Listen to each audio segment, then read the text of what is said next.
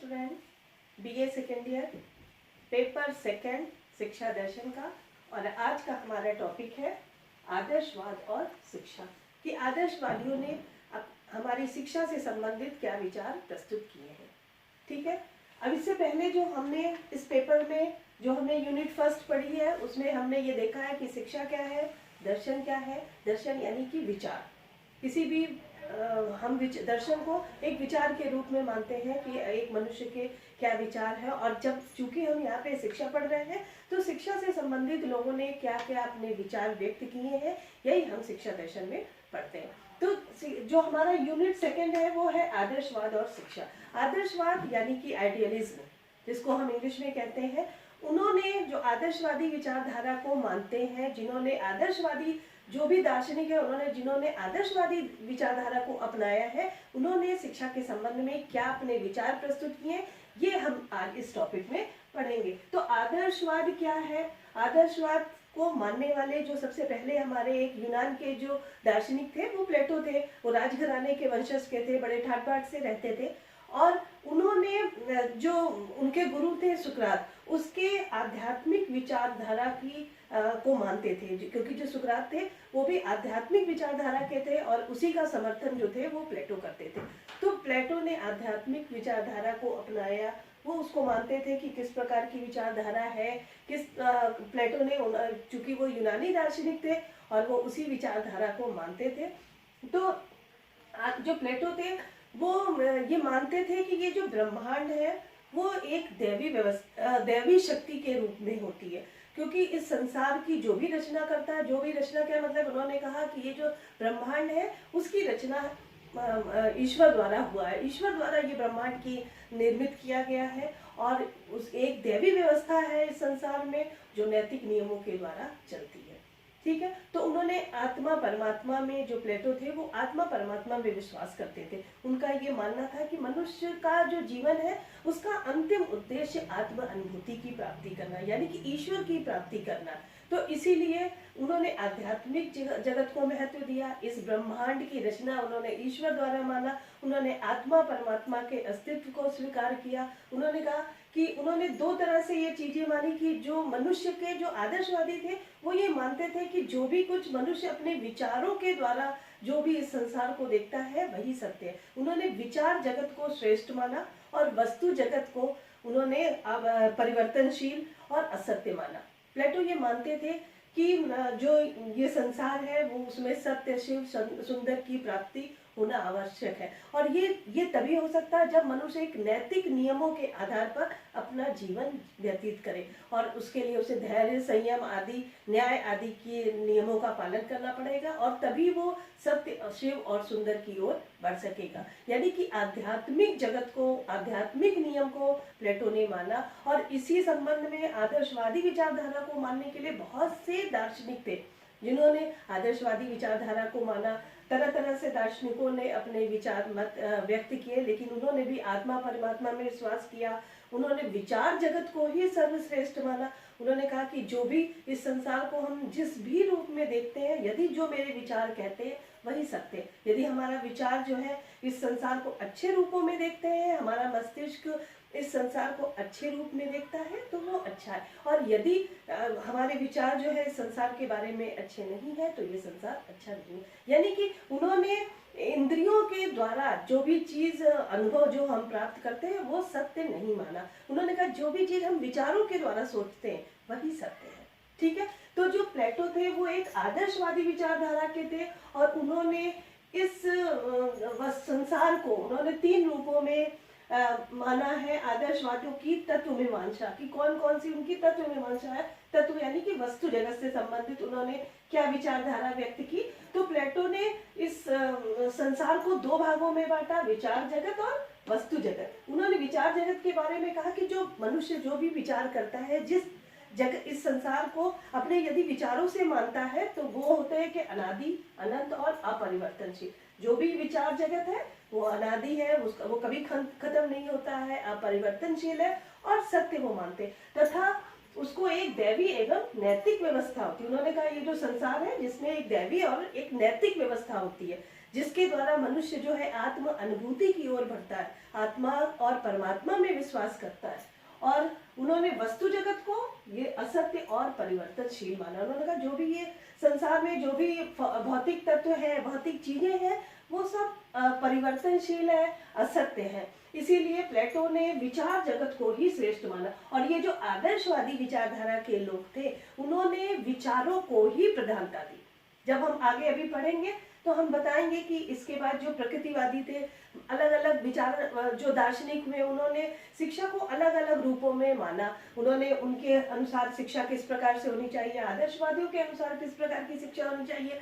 जैसे कि प्रकृतिवादी ये मानते थे कि जो भी ये संसार है वो प्रकृति द्वारा उत्पन्न हुआ है। और लेकिन जो आदर्शवादी है वो क्या मानते हैं, आदर्शवादी का मानना है कि ये जो ब्रह्मांड है वो एक दैवी शक्ति के रूप में है, वो विचारों का जगत है। विचार, यदि हम अपने विचारों से इस संसार को अच्छा देखना चाहेंगे तो हम देख लेंगे जो हमारी इंद्रियां देखती है वो सत्य नहीं है। सत्य वो है जो हम अपने विचारों से चिंतन करके जब हम इस संसार को देखते हैं तो वही सत्य है। ठीक है। तो जो आदर्शवादी थे वो किसमें विश्वास करते थे, आत्मा और परमात्मा में।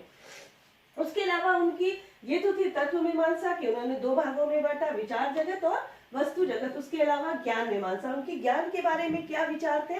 उन्होंने कहा विचारों की दैवी व्यवस्था और आत्मा परमात्मा के स्वरूप को जानना ही सच्चा ज्ञान। उनका ये मानना था कि यदि हम इस संसार को जानना चाहते हैं तो हमें आत्मा परमात्मा के स्वरूप को जानना आवश्यक है।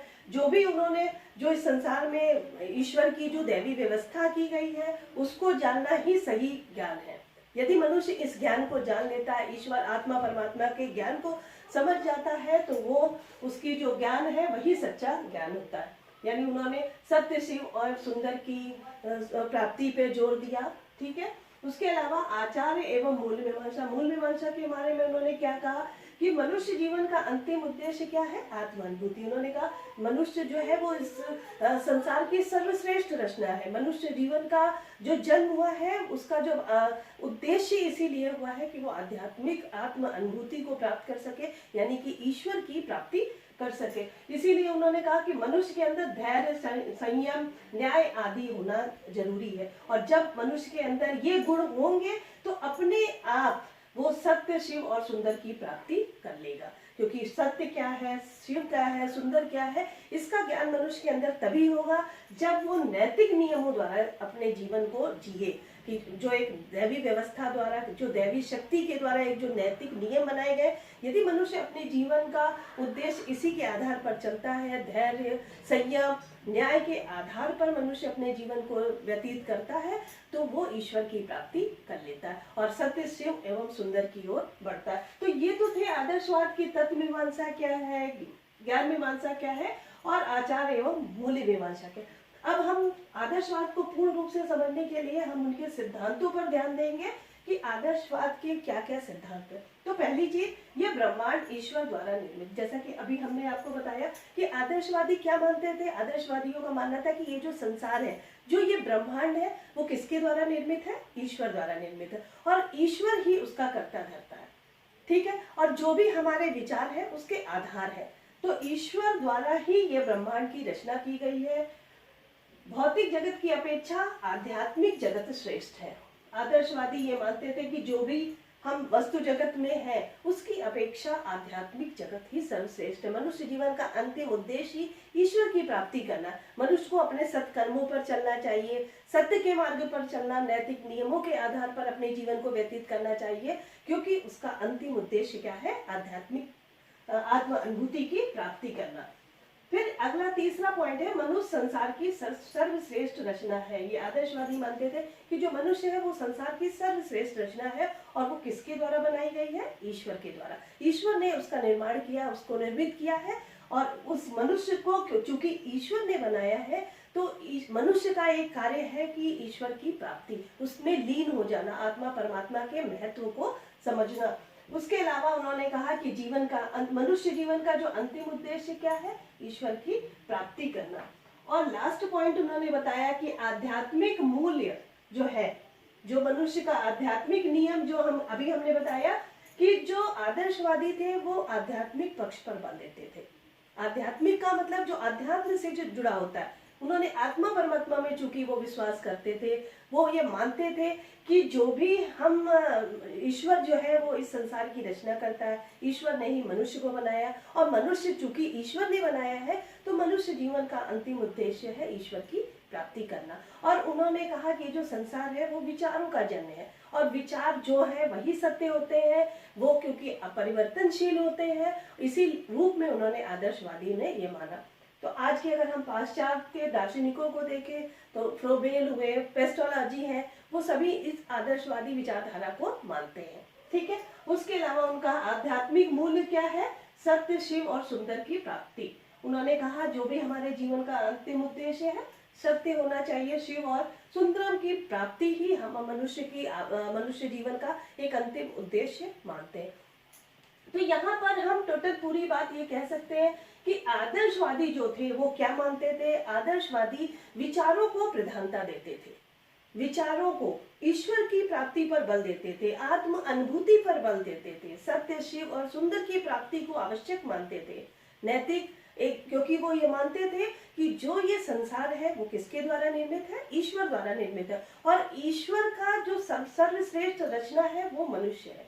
तो इसीलिए मनुष्य जीवन का अंतिम उद्देश्य ईश्वर की प्राप्ति है, और ईश्वर की प्राप्ति के लिए चूंकि ये संसार एक दैवी व्यवस्था के द्वारा बनाई गई है, कुछ नैतिक नियमों का पालन करना मनुष्य के लिए आवश्यक है। और नैतिक नियम क्या है? धैर्य, संयम और न्याय। यदि मनुष्य इन चीजों को मान करके अपने जीवन को व्यतीत करता है तो वो निश्चित ही आत्म अनुभूति को प्राप्त करता है। तो ये तो चीजें थी हमारी आदर्शवाद की क्या है।